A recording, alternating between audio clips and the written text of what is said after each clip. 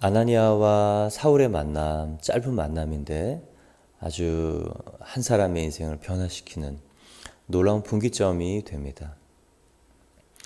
마찬가지로 여러분 한 분 한 분이 하나님께 붙들려서 다른 사람의 영혼과 인생을 변화시키는 귀한 그 터닝 포인트가 되기를 바랍니다. 사울은 굉장히 놀랐을 거예요. 생각지도 않은 곳에 이 무명의 사람이 나와 똑같은 환상을 볼 수 있는 사람이 있다는 것. 그런 사람이 곳곳에 있구나를 깨닫고 나서 겸손해지고, 하나님은 우리의 열심보다 하나님의 열심이 더 크구나라는 것을 깨닫게 됩니다. 그 일을 통해서 사울을 찾아간 아나니아가 즉시 순종을 하죠. 그래서 그 집에 들어가서 이렇게 안수하고 기도합니다. 형제 사울아, 주 곧 내가 오는 길에서 나타나셨던 예수. 예수가 누구냐? 이것을 너무 분명하게 설명합니다. 주시다. 유대인에게 유일신 여호와 외에 주는 없습니다. 그런데 오늘 그걸 받아들인 거예요. 왜 한 사람에게 이런 신적 계시, 특별한 일이 있는가? 영적인 또 신적인 일상적이지 않은 일이 있는가? 그 영혼을 만나 주심으로 충격을 주시고 하나님을 나타내시는 것입니다. 그러나 그것을 설명해 주는 사람이 늘 옆에 있었던 거죠. 여러분이 한 영혼의 이 멈춰선 때, 혼돈의 때, 사실 성령 체험은 기쁨이기도 하지만 자기 타임 스케줄이 완전히 엉클어지는 일이에요. 자기 계획이 완전히 내려놓아지는 길입니다. 그때 안심하라. 하나님 당신을 향한 계획이 있습니다. 이제 하나님께서 당신의 이 주인 되시기를 원합니다. 바로 그 예수님이 그 하나님입니다. 이렇게 설명해 주기를 축원합니다. 하나님께서 아나니아를 보냈던 이유가 두 가지가 나타납니다. 다시 보게 하시고, 두 번째는 성령으로 충만하게 하신다. 다시 보게 하셨던 이유는 그렇습니다. 사울이 예수님의 그 빛 대신 예수님을 봤어요. 이 초자연적 사건이 있죠. 부활하신 예수님, 그분을 보는 것, 우리가 견딜 수 있는 일이 아닙니다. 우리의 시각이, 그래서 눈이 멀었던 겁니다. 의사였던 누가는 그것을 잘 기록하고 있습니다. 그래서 시각, 눈이 먼 것을 회복하는 일이 첫 번째다. 두 번째는 성령으로 충만하게 하신다. 왜 우리를 보내서 한 사람을 성령 충만하게 하는가? 왜 아나니아를 통해서 사울을 성령 충만하게 하는가? 이방인의 사도, 왕들에게, 이스라엘 백성들에게 복음을 전할 사람이기 때문에, 그리고 고난은 의지로 이기는 것이 아니고 신앙생활은 정신력으로 하는 것이 아니고 성령 충만으로 하는 것이기 때문에, 성령이 너에게 임하시면 권능을 받고 예루살렘과 온 유대와 땅끝까지 이르러 예수님의 증인이 되려면 성령 충만해야 되기 때문에 오늘 아나니아를 통해서 이 성령의 충만하심의 이 선포와 또 기도가 있습니다. 왜 성령 충만해야 되는가? 요한복음 16장 7절, 8절, 9절을 같이 보시겠습니다. 예수님께서 다락방 강화라고 잡히시기 직전에 제자들하고 같이 만찬하시고 발을 씻겨주시고 또 그 세족식 다음에 성만찬 하시고 그 사이에 이제 예수님께서 성령 내가 떠나가는 것이 유익이라 하면서 마지막 설교 이 성령에 대해서 얘기하시는 거예요. 그러나 내가 너희에게 실상을 말하노니 내가 떠나가는 것이 너희에게 유익이라. 내가 떠나가지 아니하면 보혜사가 너희에게로 오시지 아니할 것이요 가면 내가 그를 너희에게로 보내리니 그가 와서 죄에 대하여 의에 대하여 심판에 대하여 세상을 책망하시리라. 죄에 대하여 의에 대하여 심판에 대하여 세상에서 잘못 알고 있는 것들을 깨닫고 고치시겠다라는 것이에요. 그리고 첫 번째는 죄에 대하여라 함은 그들이 나를 믿지 아니함이요. 사도 바울에게 성령 충만해서 죄가 무엇인가, 회개할 죄가 무엇인가 사도 바울이 이제 성령의 충만함을 받아야 깨닫게 됩니다. 예수님의 십자가 대속 이전까지는 무엇이 죄였는가? 율법에 기록된 일들을, 행위들을 지키지 못한 것, 범한 것, 그것이 죄였습니다. 왜냐하면 율법은 우리가 죄인인 것을 깨닫게 해주시기 위함이에요. 그래서 출애굽기는 세 구분으로 되어 있습니다. 탈출, 엑소더스, 몸이 이집트에서 광야로 나온 것. 이게 1장부터 18장까지입니다. 그리고 두 번째는 하나님께서 시내산 언약을 통해서 이 법과 언약을 주십니다. 율법을 주세요. 그런데 세 번째 부분은 25장에서 40장은 성막 주십니다. 왜냐?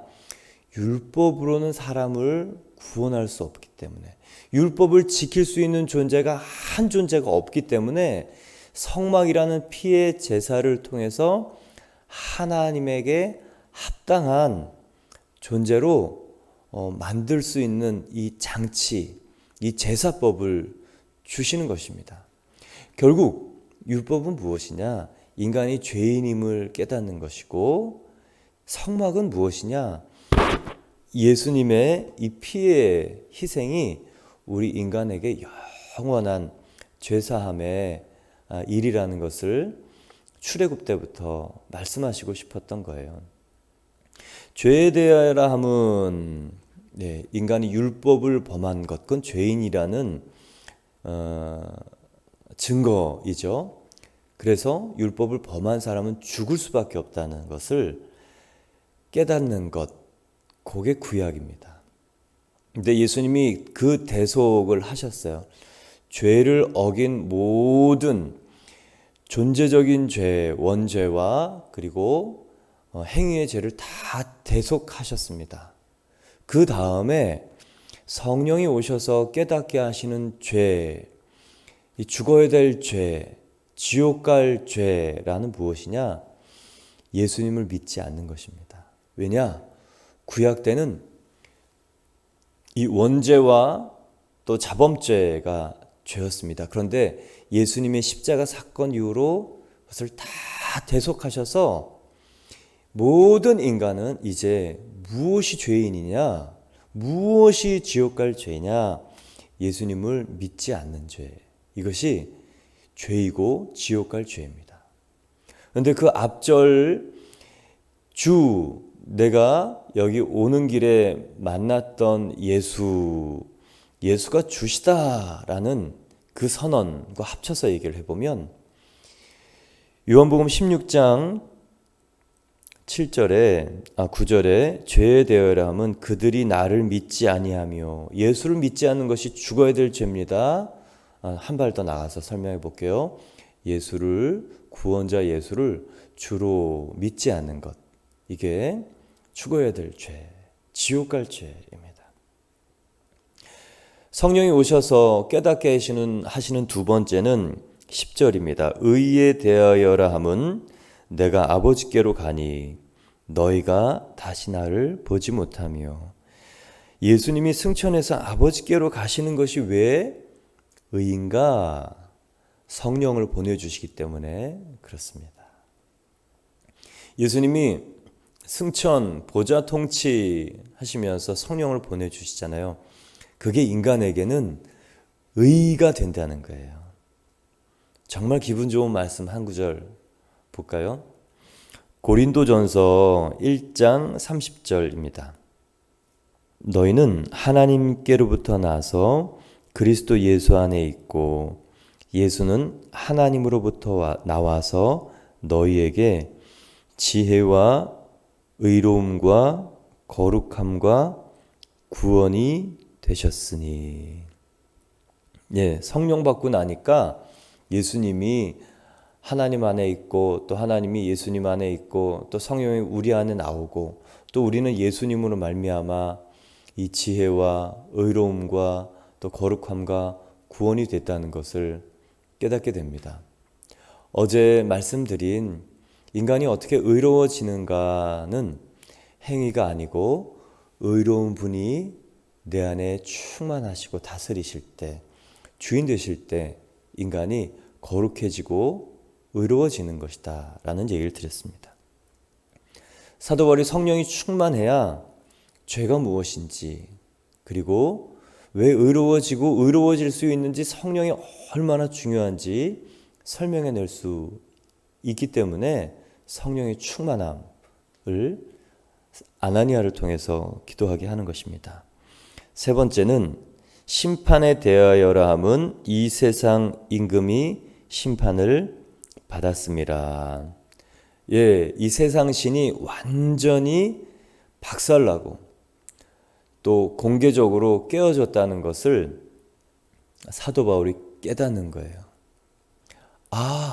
성령이 임하셔서 이제 우리가 사단에게 졌던 존재가 이길 수 있구나. 이미 예수님이 그 일을 하셨구나. 십자가는 그 일이고 부활은 우리에게 권세를 주셔서 이제 한 영혼에 묶인 것들을 우리가 풀어내고 이 사람이 영적 전쟁을 이길 수 있는 사람이 되었구나 깨닫게 됐습니다. 사랑하는 주와 그리스도 교회 성도 여러분, 오늘 이 아침 성령 충만하시기를 축원합니다.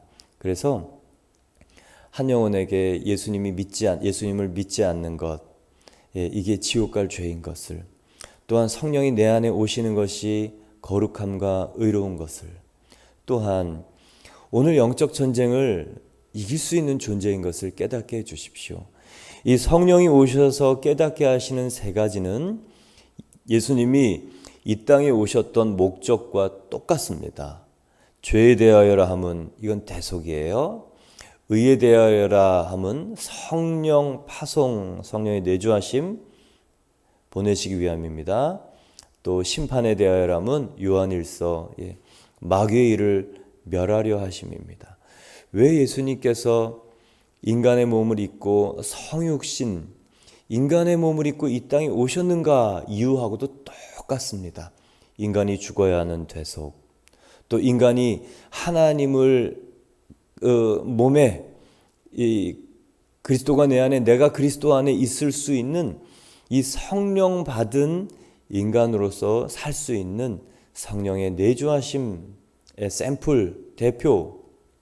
그리고 세 번째는 인간이 빼앗겼던 통치권을 마귀에게서 찾아오는 아주 놀라운 그 인간, 완전한 인간, 보통 인간, 그리고 그 통치권을 영적 권세까지 더하여 우리에게 주신 것입니다. 사랑하는 성도 여러분, 그래서 우리가 예수에 대하여 정확히 이 세 가지가 잡혀 있으면, 딱 이렇게 줄기가 세워져 있으면 한 영혼 구원하고 하나님의 사람으로 변화시키는 데 쓰임받을 수 있습니다. 이 두 가지 목적을 위해서 보냄받았습니다. 오늘 여러분 이 말씀을 통하여 여러분도 한 사람에게 보냄받아서 그 사람의 이 눈에 비늘을 벗기시고 실제적인 이 고통과 아픔도 제하시고 그리고 성령으로 충만케 하셔서 죄와 의와 또 심판에 대하여 깨닫게 하시는 아나니아와 같은 무명의 사도 제자 되시기를 축원합니다. 그냥 순종해서 안수하면 하나님께서 그 일을 행하실 줄 믿고 행하십시오. 그래서 세 가지 일이 일어납니다. 첫 번째는 사울의 눈에서 비늘이 벗겨지는 것. 아까 말씀드렸습니다. 의사 누가는 이 망막에서 뭔가 이렇게 떨어지는 것을 본 것이죠. 그래서 눈이 회복된 이 시각적, 신체적 회복을 나타냅니다. 그러나 더 깊게는 이 눈에 비늘이 벗겨졌다라는 것은 비늘을 성경적, 이건 신체적, 의학적 용어이지만 이것을 성경적 용어로 바꾸면 올무가 벗어졌다. 덫이 끊어졌다. 한 사람 한 사람 보면 우리도 예수 믿기 전에 또한 예수님을 믿어도 우리 안에 이 비늘이 있습니다. 우리가 잡혀있는 올무가 있어요. 덫이 인 줄 알고 있는데 계속 걸려 넘어가는 부분이 있습니다. 왜 성령 충만을 받아야 되는가? 나의 빈을 깨닫는 거예요. 나의 빈을, 허물, 이것을 깨닫고 벗게 되는 것입니다.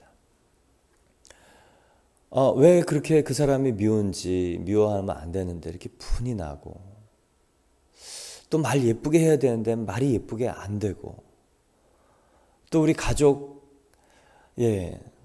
하나님께서 하나님의 이 관계 인격적으로 존중하라고 했는데 이게 그냥 샘 솟듯 일어나는 분을 갑자기 그 경로를 참을 수 없고, 옛날 가치관의 비늘이 벗겨지지 않기도 하고. 근데 여러분, 이것이요, 성령 충만 받으면 벗겨진다라는 얘기는 영적 전쟁의 아킬레스건이라는 거예요. 오늘 하나님께서 우리 눈에 빈을 깨닫게 하시고 또 벗겨주시기를 기도합니다. 우리가 잘 잡히는 그 올무, 덫, 요게 내려놓아져야 이제 이방인의 사도, 또 고난과 고통 중에도 기쁘게 십자가를 지고 갈 수 있는 사람이 됩니다. 그래서 사울의 눈에 비늘이 벗겨지는 이 신체적인 회복과 함께 결박이 풀어지는 역사, 흉악의 결박이 풀어지는 성령의 역사. 그래서 나 정말 예수님 믿고 자유해졌어. 나 예수님 믿고 정말 이게 끊어졌어. 야, 그게 상상이나 할 수 있을 것 같아? 너무너무 신기해. 여러분, 이게 간증이에요. 나 바뀌었어. 두 번째는 일어나 세례를 받습니다. 주저함 없이 일어나서 세례를 받아요. 사도 바울의 경우는 광명의 사건 4일 전에 이 성령 체험을 먼저 한 것이죠. 그리고 아나니아를 통해서 또 그것을 설명을 받고, 예수가 내 주인이구나. 예수가 모든 사람의 이 유대인의 유일신 여호와 하나님 주시구나, 나의 주시구나를 깨닫고 주저함 없이 주인 바꾸는 결단 세례를 합니다. 세례는 무엇입니까? 옛사람이 죽었다. 이제 나는 예수의 사람이다. 예수님이 원하시는 그 일을 예수님의 방법대로 하는 사람이다. 사울은 이전에 어떤 사람이었습니까? 예. 하나님의 뜻을 이루고 싶어 했던 사람. 그런데 자기 방법과 전통으로 하려고 했기 때문에 오히려 할 수가 없었습니다. 그런데 하나님의 뜻을 이루고 싶어 하는 그 일이 성령으로 내게 가능해졌구나. 하나님께서 나의 열심과 방법을 이제 바꾸시는구나. 예수가 내가 주가 되시니, 예수가 나의 주가 되시니 이제 나는 예수의 사람이 되어 하나님의 일을 할 수 있겠구나. 나는 죽었다. 옛사람 나는 죽었다. 이제 사울이 바울이 되는 것입니다. 여러분, 이 귀한 세례, 내가 죽었다라는 이 공표, 그리고 로마서 6장에는 사울이 이 세례에 대하여 너무 잘 설명합니다. 로마서 6장 3절 4절을 함께 보시겠습니다. 무릇 그리스도 예수와 합하여 세례를 받은 우리는 그의 죽으심과 합하여 세례를 받은 줄 알지 못하느냐. 예, 같이 죽었다. 그러므로 우리가 그의 죽으심과 합하여 세례를 받음으로 그와 함께 장사되었나니 이는 아버지 영광으로 말미암아 그리스도를 죽은 자 가운데 살리심과 같이 우리로 또한 새 생명 가운데 행하게 하려 하심이라. 십자가에서 죽으시고 부활 같이 예수님과 함께 이 세례를 통해 십자가에 죽고 또 부활하면, 세례는 정확히 얘기하면 연합이에요. 그래서 예수님과의 연합이 세례입니다. 그래서 예수님이 죽었기 때문에 연합된 나도 죽었다. 예수님이 부활하셨기 때문에 부활한 나도 연합되었다. 이 십자가 연합 그리고 부활 연합의 목적이 여기 나와 있어요. 6장 4절 우리로 또한 새 생명 가운데 행하게 하려 하심이라. 이 생명은 옛사람이 가졌던 생명이 아닙니다. 새 사람이 가지는 생명인데 이 새 사람이 가지는 생명은 예수님의 생명입니다. 영원한 생명, 신적 생명. 그래서 우리의 삶이 퀄리티가 달라지는 것이에요. 예전과 모양이 달라지진 않습니다. 얼굴이 달라지진 않습니다. 갑자기 키가 크고 그러진 않습니다. 그런데 존재의 근원 자체가 바뀌는 것. 그래서 새로운 소리를 낼 수 있고 새로운 삶을 보여줄 수 있는 하나님의 존재가 되는 것이죠. 그리고 5절도 읽겠습니다. 만일 우리가 그의 죽으심과 같은 모양으로 연합한 자가 되었으면 또한 그의 부활과 같은 모양으로 연합한 자도 되리라. 예, 이 부활의 신적 생명 전제는 무엇이냐? 십자가 연합. 반드시 옛사람이 정리되고 처리되어야 이 부활 연합이 있다는 것. 그러면 무슨 연합이 있습니까? 에베소서 2장 6절 함께 하늘 우편 통치자의 자리에 우리가 앉는 보좌 연합. 이 십자가 연합이 2000년 전에 있었던 일이지만 우리가 그것을 믿는 순간에 현재적이고 동시적이에요. 그리고 앞으로도 계속적인 거예요. 똑같아요. 마찬가지로 부활연합의 특징도 예수님이 2000년 전에 부활하신 그 사건이 나에게 동시적이고 현재적이고 계속적입니다. 마찬가지예요.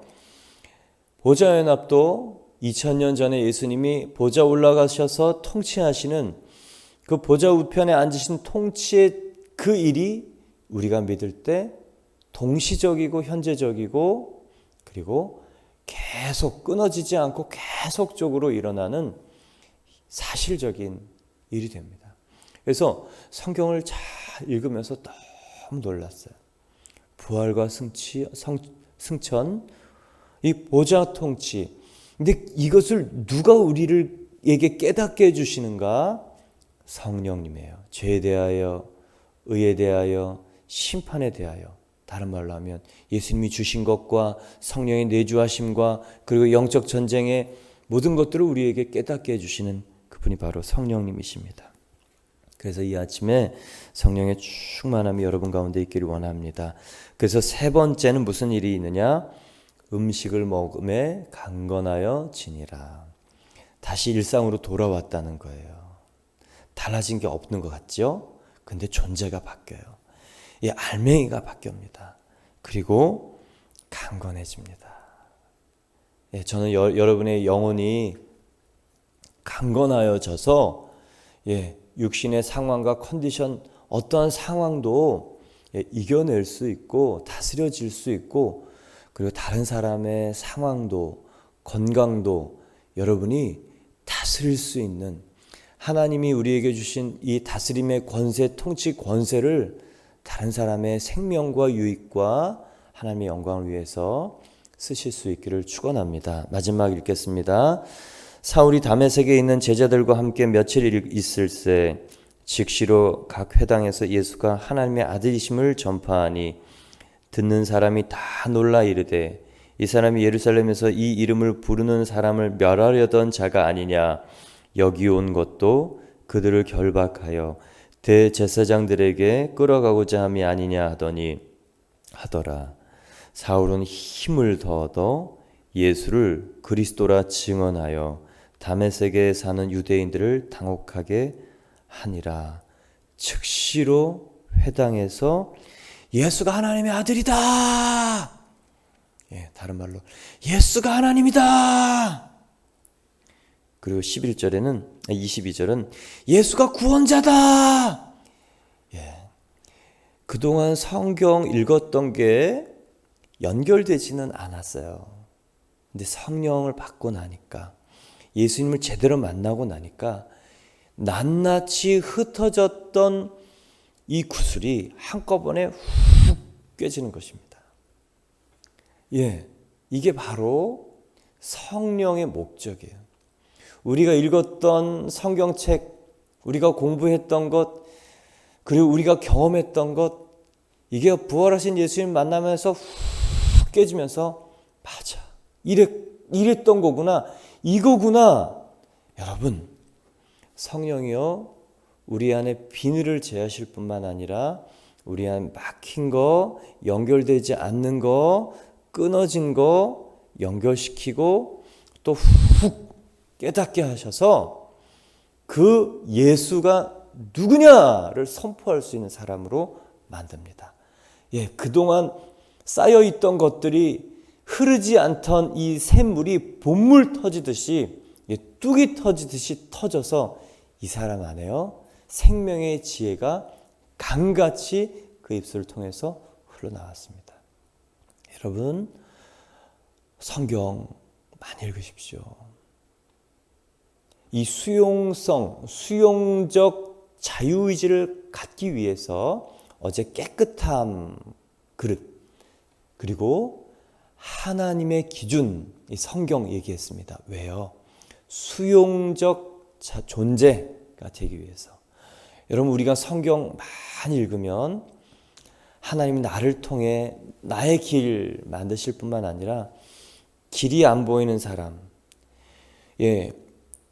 사막 광야 한가운데 있는 사람 길을 낼 수 있는 사람이 되는 거예요.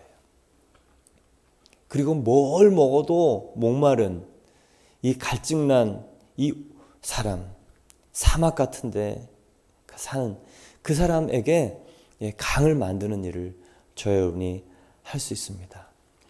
저 여러분이 사울처럼 아주 큰 이 퍼즐 조각이 있는지 없는지는 모르겠어요. 그러나 무명의 아나니아처럼 말씀과 성령을 따라서 한 영혼을 변화시킬 수 있는 사람이 될 수 있을 줄은 믿습니다. 함께 기도하겠습니다.